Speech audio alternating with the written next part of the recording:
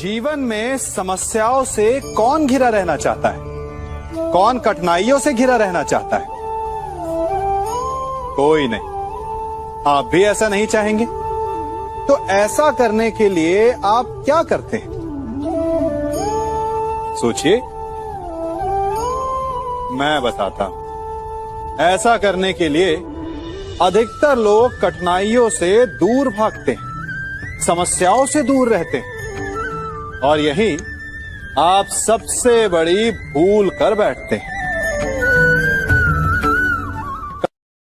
समस्याएं ऐसे जंगली पशु के समान होती है, जिससे आप जितना दूर भागेंगे वो उतना ही विकराल रूप धारण कर लेगी और अंततः आपका अंत कर देगी। तो इस समस्या से कैसे बचा जाए? इसका हल क्या है?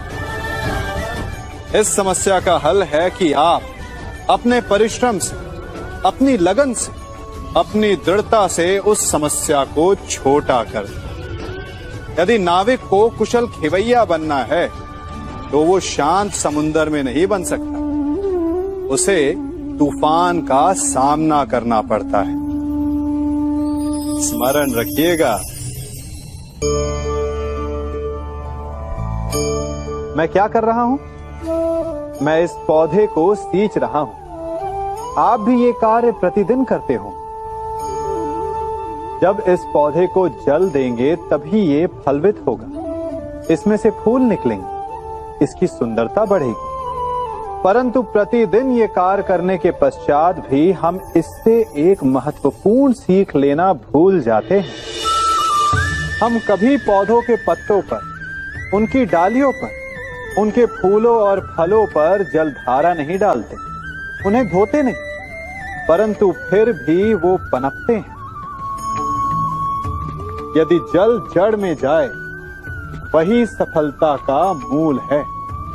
यदि आप एक बार में अनेक कार्य करने जाएंगे तो आपको एक कार्य में भी सफलता नहीं मिलेगी, परंतु यदि आप बुद्धिमता से, दृढ़ मन से एक कार्य साधेंगे तो एकाएक स्वतः ही सारे कार्य सध जाएंगे। जो आपका मूल है, जहां से आपको सिंचाई मिल रही है, यदि आपने उसकी जड़ को छोड़ दिया तो एक सूखे पौधे की भांति आप भी सूख कर गिर जाएंगे और अंततः अपना अस्तित्व खो बैठे। कभी कभी हमें लगता है कि हमारे अपने, हमारे हितैषी, हमारे माता पिता को हमारे मन की बात ही नहीं समझ आ रही, जैसे उन्हें हमारे हर कार्य में, हर निर्णय में खोट दिखाई दे रहा हो। और ऐसे में हम कर बैठते हैं विद्रोह। ऐसी अवस्था में हमें वही अच्छा लगने लगता है जो हमारी मन की बातों का समर्थन करे। हम उसे ही अपना हितैषी समझ लेते हैं। परंतु जो आपसे मीठी बातें कर रहा हो वो आपका हितैषी है, ये आवश्यक नहीं। कुछ विषैले फूल बड़े सुंदर दिखते हैं, कुछ विषैले फल असाधारण रूप से बड़े स्वादिष्ट होते हैं, और ये भी आवश्यक नहीं कि हमारे रोगों का निदान करने वाली औषधि सदा मीठी हो। इसलिए विष और औषधि में अंतर को परखने का प्रयास करें। हो सकता है जो आपके हित की बात कर रहा हो वो आपको संकट के गर्त में ले जा रहा हो। बात बात पर आवेश में ना आए। हो सकता है कि आपके माता पिता की कड़वी बातों में आपका ही हित छिपा हो, और माता पिता को भी प्रयास करना चाहिए कि यदि उनकी संतान अनुचित निर्णय ले रही है तो उसके अनुचित होने का भान प्रेम से करवाएं, दबाव और शासन से नहीं। क्योंकि कभी कभी कटु शब्द और कटु वचन अनुचित निर्णय को और पक्का कर देता है। जीवन में सभी केवल सफल होना चाहते हैं, केवल विजय चाहते हैं। कोई भी पराजित नहीं होना चाहता, कोई भी असफल नहीं होना चाहता, कोई भी नहीं चाहता कि उसके प्रयास व्यर्थ जाएं। यदि एक दृष्टिकोण से देखा जाए तो ये उचित भी है, परंतु असफलता में भी एक अच्छी बात छिपी होती है। कैसे? मैं बताता हूं। सफलता आपका परिचय संसार को देती है। विजय के पश्चात संसार आपको जानने लगता है और असफलता आपका परिचय संसार से करवाती है। पराजय के पश्चात आप अपने जीवन को जानने लगते हैं। इसलिए सफलता और असफलता से घबराए नहीं। यदि आपकी सोच सकारात्मक रहेगी तो यही असफलता, यही पराजय आपको और अधिक शक्तिशाली बनाकर प्रस्तुत करेगी और जीवन में विजयी बनाएगी। से ये सृष्टि बनी है। नदी की धारा और चट्टान के मध्य सदा संघर्ष रहा है, परंतु हर बार चट्टान की कठोरता को हारना पड़ता है और नदी की धारा कोमल होते हुए भी कठोर चट्टान को काट देती है। कभी सोचा है क्यों चट्टान इतनी कठोर और जल इतना कोमल, चट्टान इतनी दृढ़ और जल इतना लचीला, फिर भी सदा जल कठोर चट्टानों के मध्य से अपना मार्ग बना ही लेती है? कारण केवल एक है और वो है लगातार चलने की क्षमता। जल बढ़ता रहता है, चट्टान अडिग रहती है। इसी कारण जल चट्टान को काटकर मार्ग बना लेता है। इसलिए लगातार चलते रहिए, रुकिए मत, क्योंकि चट्टान जैसी हर समस्या को आप भी जल की तरह काट सकते। हम सब शीघ्र ही सफलता चाहते हैं, ढेर सारी संपत्ति और सुख चाहते हैं, और ऐसे में कई बार हम छोटे मार्गों का चयन कर लेते हैं। वो मार्ग जिनमें परिश्रम नहीं होता, जिनमें होता है तो केवल छल, कुटिलता और भाग्य का सहारा। जैसे कि जुआ। कोई जुए के खेल में धन लगाता है, कोई दांव लगाता है और ये भूल जाता है कि जुआ ऐसा दलदल है कि जिसमें एक बार गिरे तो सर्वनाश से पहले निकलना असंभव है। यदि आप जीते तो और जीतने की भूख बढ़ जाएगी, और यदि आप कुछ हार बैठे तो उसे पुनः पाने के लिए आप फिर से खेलेंगे। मनुष्य को ये आभास ही नहीं होता कि अपनी संपत्ति के साथ साथ वो अपनी मानवता, अपने संस्कार, अपना धर्म और अपना उत्तरदायित्व तक सभी जुए की भेंट चढ़ा देता है। इसलिए कुछ पाना है तो परिश्रम से पाओ। यदि कुछ जुए में जीता तो वो उतना शीघ्र ही खो दोगे, चूंकि उसे परिश्रम से पाया नहीं गया है और उसकी रक्षा करने के लिए आपके मन में स्वाभाविक प्रयास भी नहीं होंगे।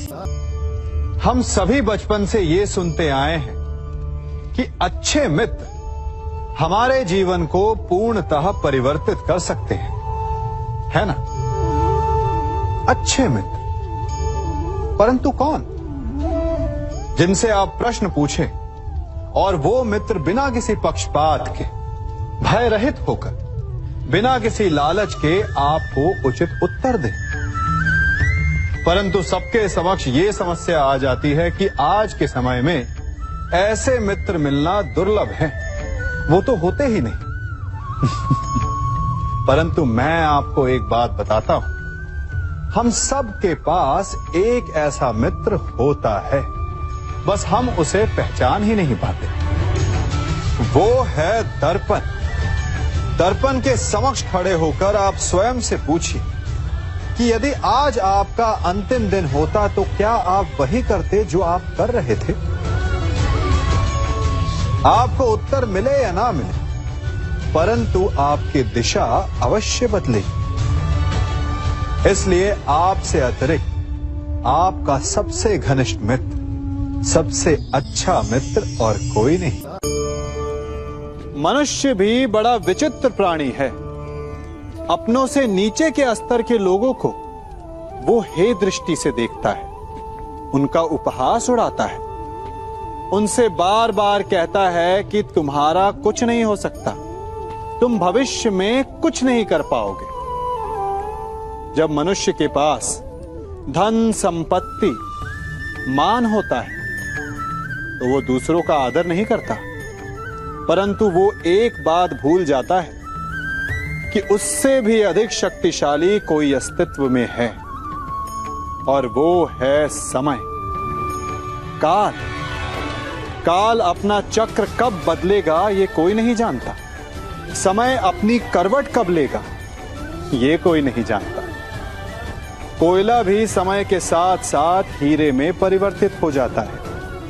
इसलिए जीवन में कभी भी किसी का भी उपहास नहीं उड़ाना चाहिए। कभी कभी आप सबके जीवन में एक ऐसी विचित्र समस्या अवश्य आती है कि शक्तिशाली के समक्ष मौन हो जाते। कि उस शक्तिशाली से विवाद करने से बचने के लिए आप मौन रह जाते। मानता हूं ऐसा करने से आप एक विवाद से बच जाते, एक संघर्ष से बच जाते, परंतु ऐसा बचाव एक बड़े संघर्ष को जन्म दे देता है।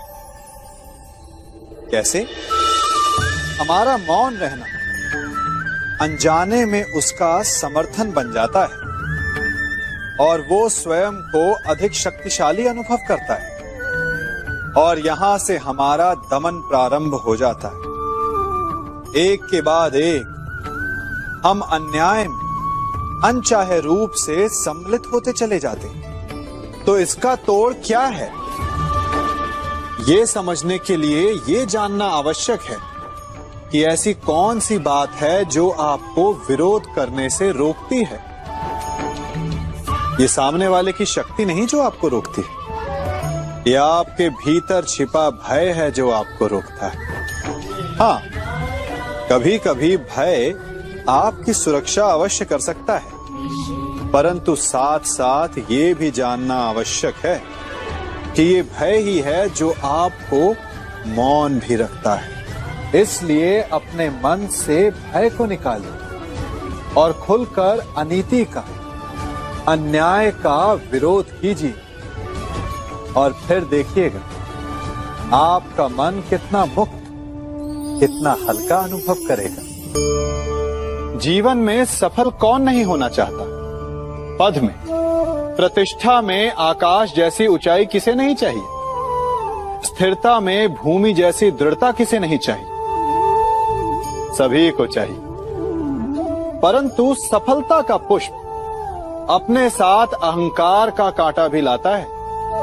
सफलता आपको आनंद देती है, उपलब्धि आपको गर्व देती है, और फिर यही आनंद धीरे धीरे अहंकार में परिवर्तित हो जाता है, फिर अतिक्रमण में, और अंततः अन्याय में। और यहीं से सफलता का नाश प्रारंभ हो जाता है।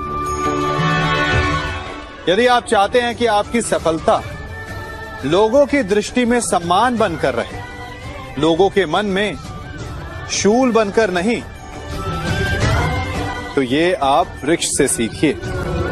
फलों से लदने के पश्चात वो झुक जाता है, उसी प्रकार सफलता मिलने पर विनम्रता अधिक आवश्यक है।